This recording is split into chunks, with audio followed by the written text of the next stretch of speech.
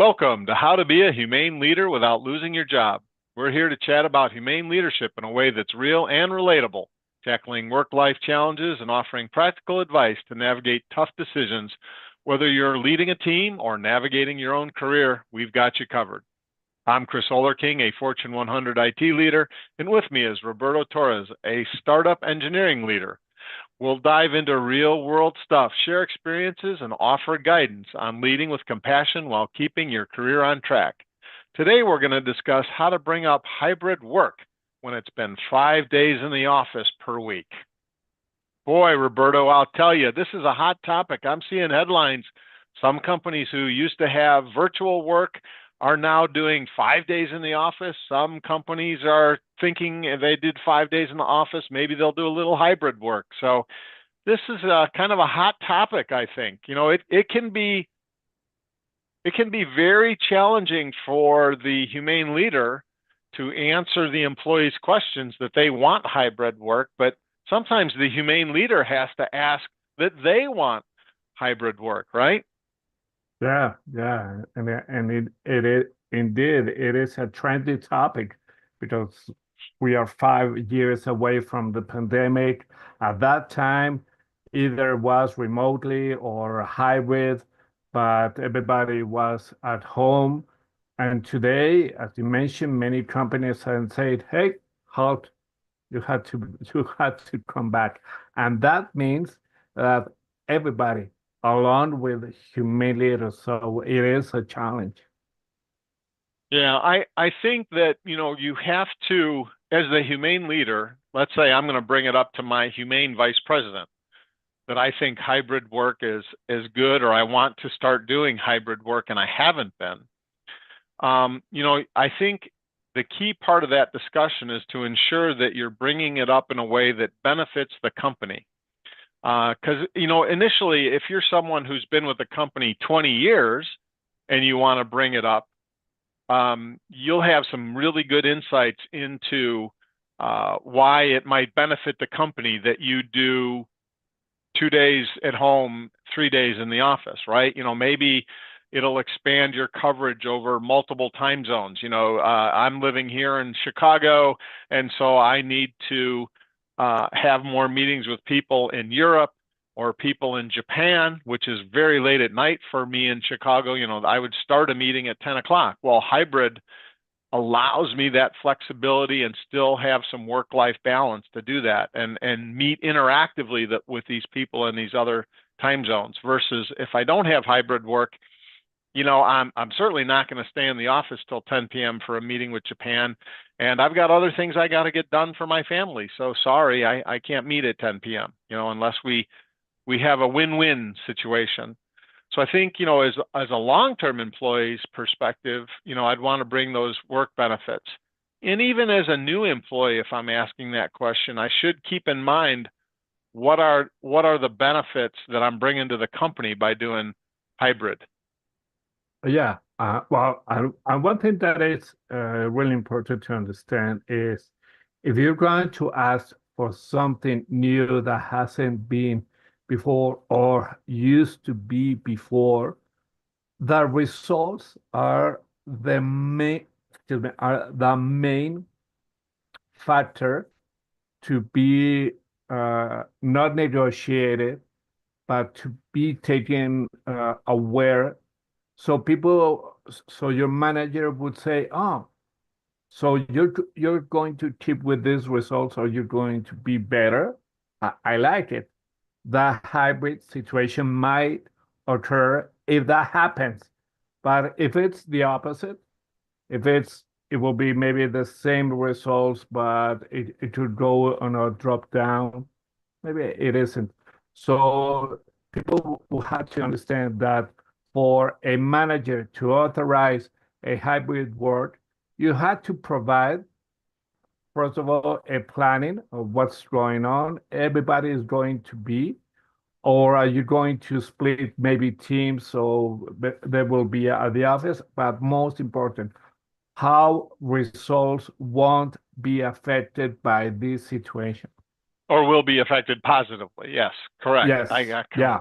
completely agree. And certainly it's going to be challenging, I think, when you're a new leader or a new employee. Sometimes companies advertise that they are hybrid. Hey, we're a hybrid workforce. You can work remotely some of the time, but maybe the company doesn't have it as a written policy. Now you're in this kind of awkward situation of like, well, you advertised it as this, but the actual, let's say it's a big company like where I worked, everything was written. Every policy had something written. And unfortunately, our hybrid work and working remotely was not a policy. It literally wasn't a policy until they actually implemented a policy of you must be in the office pre-COVID. This is pre-COVID. And they actually implemented a policy where you must be in the office a certain number of days per week. And what we found out is a lot of people decided to move away, and because they were working remotely 5 days a week. And so now all of a sudden they live 5 hours or 6 hours from the office. Oops. So when they came out with a written policy, you had to be in the office. They had a choice: leave the company or move. So sometimes it can be a very tough discussion if the policy is going against it. Yeah, I remember that I read a couple of years ago that a company said, I'm going to decrease your salary because rather than being in California, you live in Arizona, which is lower expenses. So if you want to keep this remotely stuff, I will lower down your salary. I was like, whoops. But well, that is a discussion. But I think, yes, I think that one thing is maybe it happen in big corporations such as the one that you used to work, but does everybody has to be outside or certain departments? And the problem with that is envious, have to be, it's envy. Okay, why should I be working here every single day when these guys aren't? Why? And that might bring some negative stuff among the communication or or working together, because I feel, hey, I'm at the office right now and I'm talking to you through a Zoom or a Google meeting. I don't feel nice about it. So a human leader has to tackle these situations and not only explain, but be with their team facing these kind of problems and applying certain techniques so people won't feel bumped out and feel more maybe energetic or to be adjusted by this. Yeah, you clearly have to communicate what the situation is and the reasoning behind it. The logic needs to be sound. If Chris's role is working with teams in Japan, the UK, and China, and so on, but your role is 100% work only with people in Mexico, well, listen, I got to do conference calls meet with teams and review projects and help them troubleshoot at 2 in the morning, at 8 in the morning, at 8 p.m., at 8 a.m., at noon. And you want me to be in the office 8 to 9 hours a day? Well, hold it. You're only coming into the office and you're working 8 hours and then you're disconnected and you don't do anything for work after hours. Yet I have to have these meetings at 2 in the morning, at 8 p.m., at 10. Well, it is about communicating the equity or the fairness. Now, life ain't fair. One of my bosses always told me, hey, who told you life was fair? Life is not fair.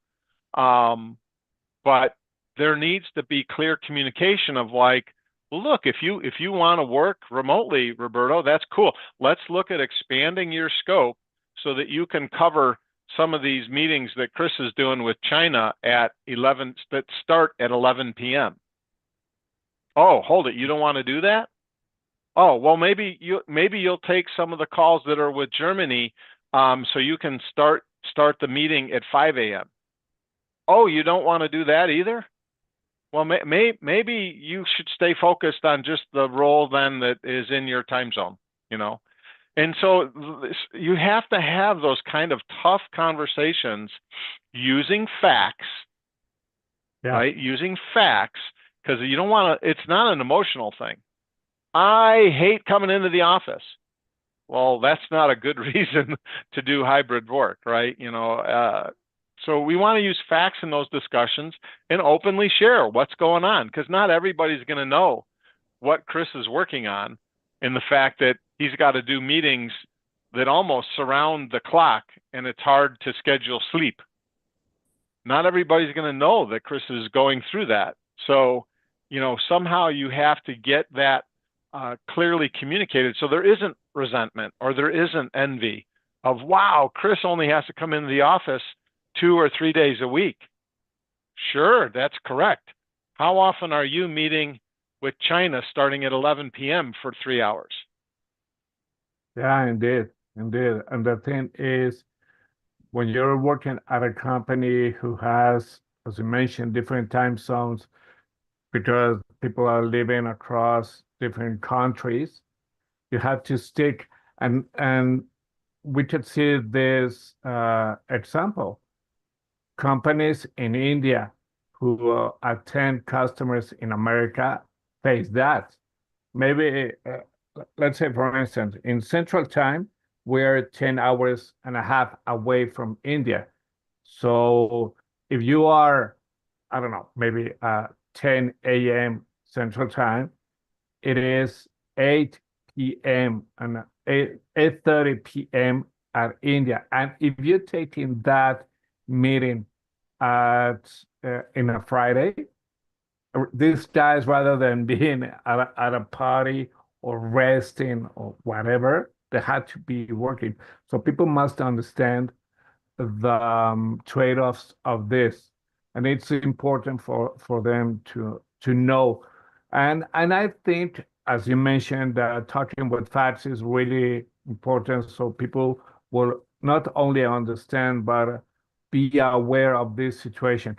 But one thing is, companies such as, well, big corporations work 24/7 whole week. So do you want to be hybrid? There is going to be these situations. Are you going to face it? Are you going to take the horns of the bull right away? Or is this going to be the topic for a future discussion? Talking plainly about what's what's going to happen, what's not going to happen, will land people to what's going to come for a hybrid position. Yes, absolutely. And I think if you're a new leader in the organization and you're aware of that they've talked about hybrid, but you've read the employee manual and you don't see anything written about hybrid, then their hybrid policy is more informal. Even for big corporations, it can happen, right? That's how ours was for a very long time, was informal. Well, then, if as the new person working in a company like that, you do have to kind of do some observation, and look around the office. Are you seeing some people doing hybrid? Are you seeing lower level employees doing hybrid, but not the senior leaders? There may be policies that are unequally applied based on seniority that actually penalizes the more senior people. So there could be situations where the unwritten policy is, yeah, we have hybrid work, but the unwritten part of that policy is if you're above this certain level, they still expect you to be in the office, 40 hours a week, plus they expect you to take that call with China and that call with India and so on. And, so you may, as a new leader in that situation, to try and understand the unwritten rules, is first observe what you see going on around you. You've been there for a week or two. What have you noticed? Have you noticed that, man, all the senior leaders that are at my level or above, I've actually seen them every single day in the office. But I've noticed that some of their team members are gone 1 to 2 or 3 days a week. That's interesting. And maybe it is just have that conversation in that manner, is to raise the question, hey, I'm the new humane leader at the place. I want to follow the rules. I've read the policy book. I'm trying to be a good corporate employee, but I don't fully understand what the hybrid policy is. My observation is some people are doing a lot of hybrid work. They only come into the office 2 days a week. Some people are doing 4 days in a week in the office, and others are doing 5. What's the logic behind it? What's the reasoning? How is that working?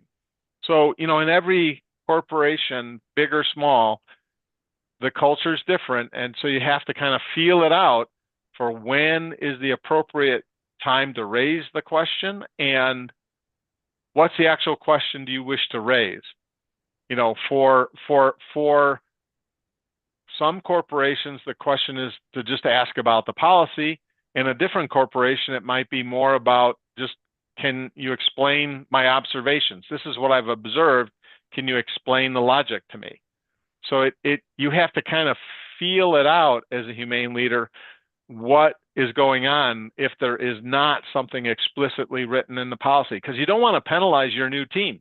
You're the new leader, and you don't all of a sudden want to go and say, well, I expect everybody to be in the office 5 days a week, when for the last 4 years when you weren't there, they were only doing 2 days in the office. But you read the written policy, it says 5 days in the office. But that's clearly not what you're observing. So maybe you have to kind of feel around before you bring the hammer down. You don't want to be the hammering humane leader. So you have to kind of observe what's going on for a little bit longer before it's appropriate to enforce a rule on your team that maybe everybody breaks. Then that's not really a rule if everybody's breaking it. Yeah, indeed. And you mentioned big corporations, big companies, but let me tell you what is the opposite in startups.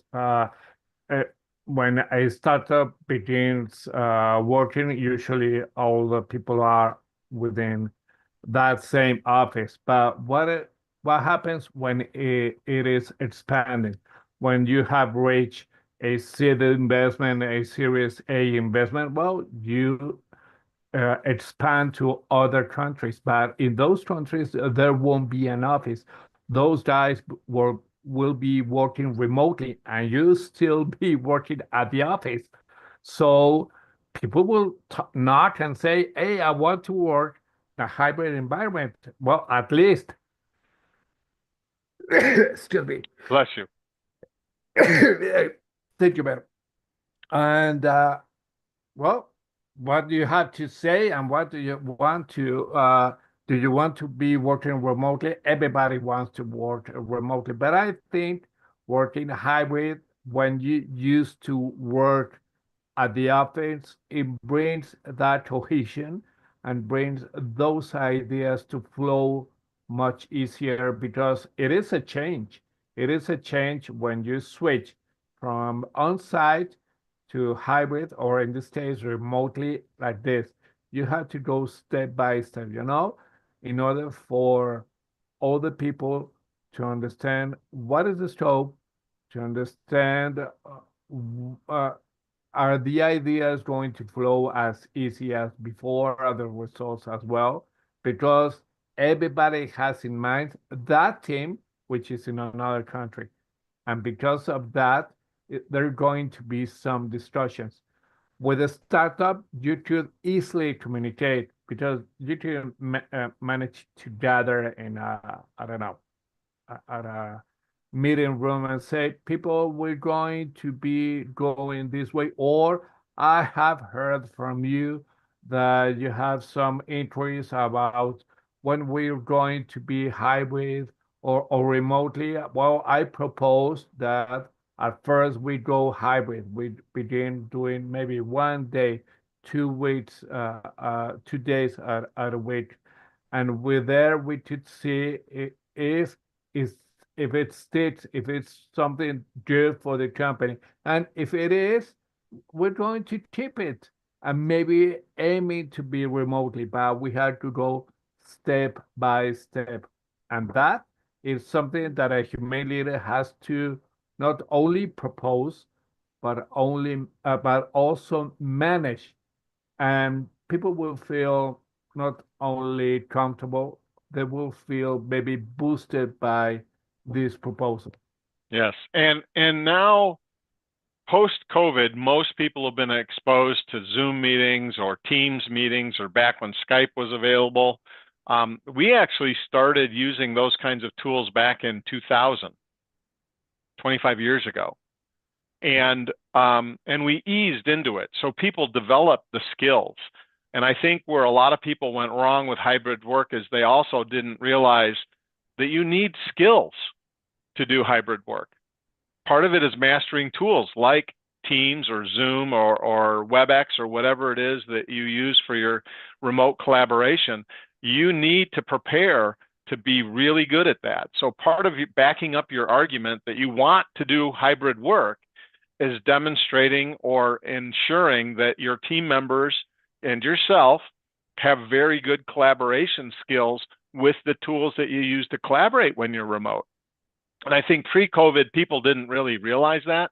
But I could always tell how there were some people, and actually I was asked to teach classes.